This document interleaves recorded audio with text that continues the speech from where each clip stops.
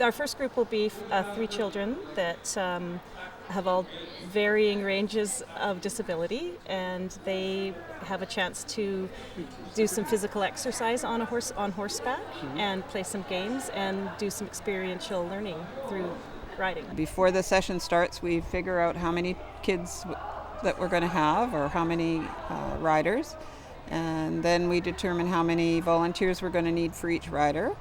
And then I coordinate them and make sure that we have enough volunteers for the day. We're trying to give a few of these disabled and challenged children a chance to have a good time, a good half hour, and they seem to love it with the horses. And the reason that I'm here is because I have been working with horses for the last 60, 70 years off and on. And when I saw this the first time 2 years ago, I immediately jumped at it and I volunteered, and here I am. Children with autism have a lot of trouble relating to strangers, and this is a way for them to do a social interaction with strangers that's fun because it's more focused on the horse, so they're not feeling it's focused on them so much, so it's more like play. And this is something that helps them feel comfortable in an unusual setting and with lots of different people. It provides children with disabilities a chance to ride horses and use the horses as part of their therapeutic or their therapy. My son has autism, so he's doing his it's basically behavioral intervention and therapy through equines. He started last spring, and he comes once a week. They did a spring and a summer session, and he's just about finished his fall session. He is calmer during some things. Some things he still has a hard time with. He's got a lot of sensory issues, so he has a hard time with any sensory overload. He has a difficult time with transitions, but this is definitely making a difference. It's helping. To have a 4-year-old do physical therapy in a gym is a real struggle, but having them do physical therapy on a horse is fun. And it's a lot of exercise for them. It helps them learn to walk because of the motion of the horse helps them. It's a very similar motion for humans walking as the way the horse sways their body. So it's a little bit of exercise, and it's also helps them loosen up their muscles. It's been proven that the horseback riding is very good for different types of physical disabilities, and it's also very good for disabilities such as autism and getting kids to participate with other kids. It's good for socializing. It's the movement of the horse is very good for the therapy for the children. But we have all ages that come. We have persons with physical disabilities as well that come to ride, and those are adults as well. People with MS or Down syndrome, lots of different disabilities. A little bit hesitant because it's something new, and he, like I say, he has a hard time with transitions and trying new things, but it didn't take long before he was pretty comfortable and having a good time. For our program, we have a website, and it's nwtea.ca. And you can look on there and get a contact from there. If you're in another community, you just have to look up Therapeutic Riding, and you should be able to find a group in most larger centers. In the north, we're probably one of the few in the north. I think there's something going on in Vanderhoof and Prince George. And this is my 3rd year. And I will be with it as long as I can. We're just having therapeutic riding. We're horseback riding. Sometimes it's just a social interaction, just to come and pet the pony, feed it a carrot. Some children are really afraid. They're very, very big, and they make funny sounds. They smell funny. This is a loud building. So they would just come, and we'd start with feeding a carrot and maybe brushing a pony, and come out and take it for a little walk. And most children want to get on by the time they're here a few minutes and they see other riders on top. And then we spend the next half hour walking and playing little games and trying some stretching games, things that maybe challenge their mind or their fine motor skills, lots of different things. And then they're ready to go home. Because we always need volunteers, and if you feel like you would like to get some exercise, play with kids, and love horses, this is a great place to be.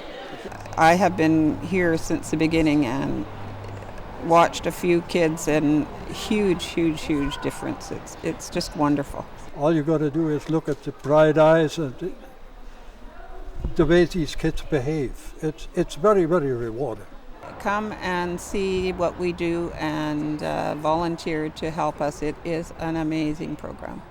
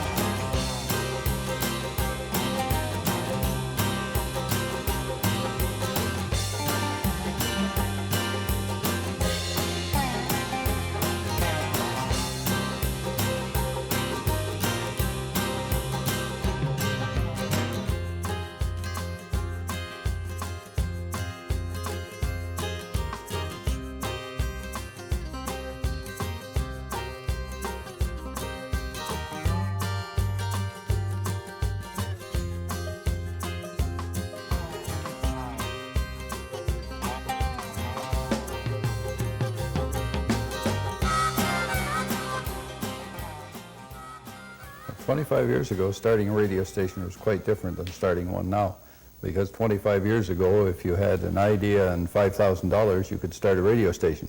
Now they tell me, and I haven't started a radio station recently, but they tell me now that for any less than $250,000, you have no hope of getting started." So this year marks 50 years of CFTK-TV service here in the local market. 1962, November 2nd is when the station officially went to air.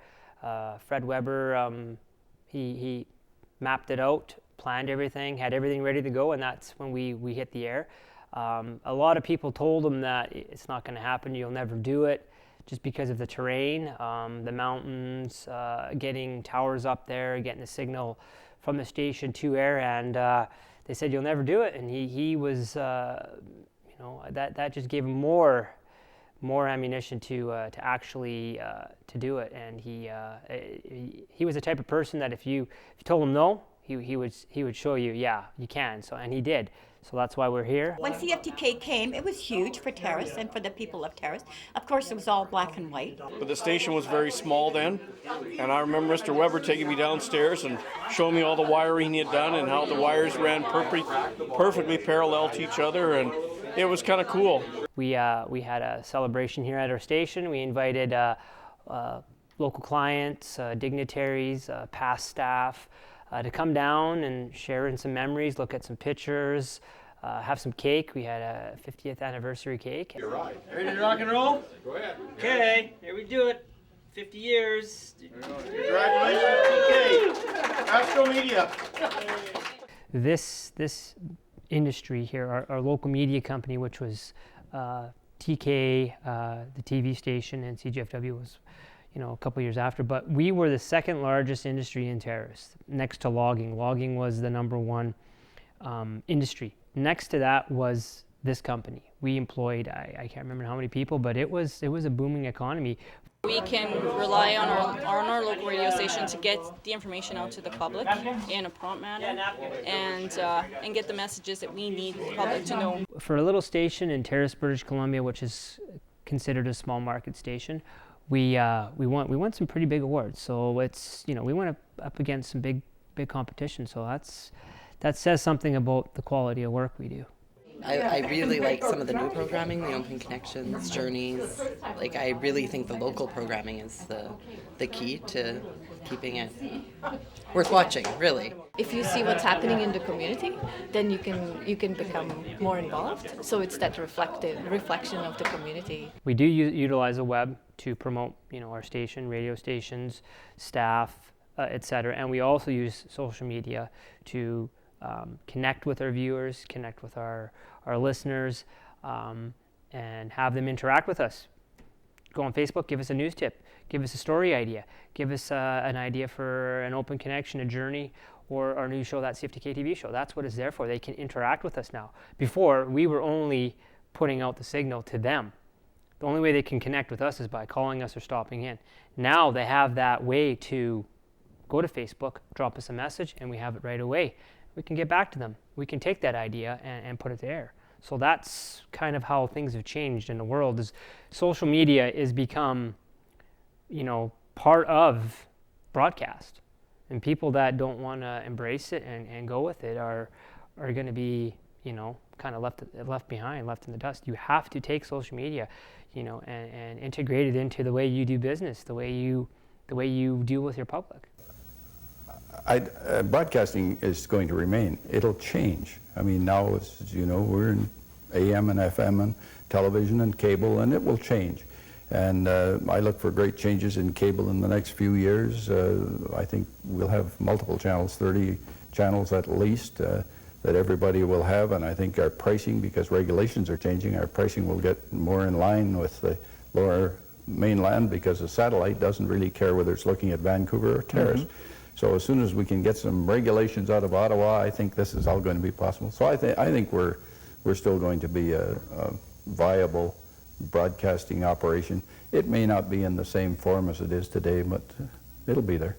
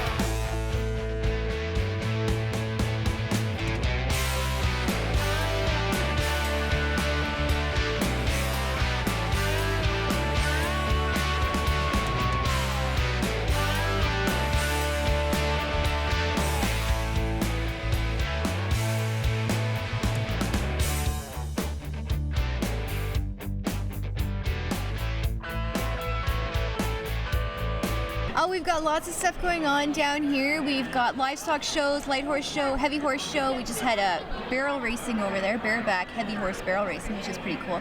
Hall exhibits, all these nonprofits are serving up great food. We've got vendors selling everything from nice hats to earrings, anything you're looking for. We've got water sports, tractors, we've got everything down here. Been coming here for over 60 years, and it is an institution in our town, and showing up at the fair is something that we really always look forward to. The music, it's great, and going to watch the rodeo. I went and watched that yesterday. It was really fun.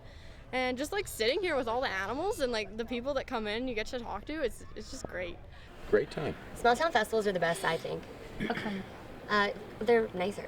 I like small town people. People are really enthusiastic in a smaller town. You know, I know in this town, this is our third time to Smithers, and the enthusiasm is wonderful. Great energy. People really embrace us.